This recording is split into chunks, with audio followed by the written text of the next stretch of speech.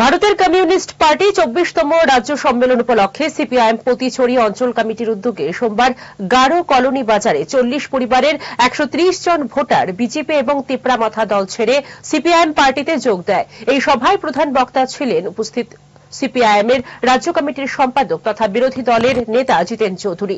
তিনি তার নাতি দীর্ঘ বক্তব্যে বিজেপি আইপিএফটি এবং তিপ্রামাথা জোটের তীব্র সমালোচনা করেন। আমাদের তিপ্রামাথার বন্ধুরা তারা সাহস করতেছে না জিজ্ঞাসা করতে, আমি তো তাদের নিয়ে জিজ্ঞাসা করছি আমাদেরকে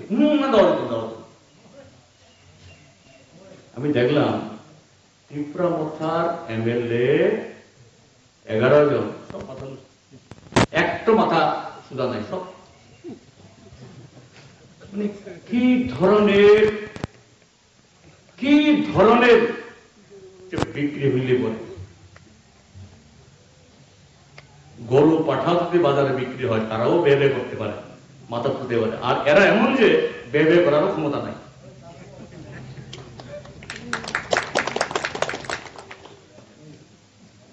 মানে গরু পাঠারও থেকে অভাব। আমি বললাম ভাই বলো, তোমাদের প্রশ্ন আমার প্রশ্ন না, আমি তো তোমার প্রশ্নটা শুরু করে দিয়ে তোমাদের কথা বললাম।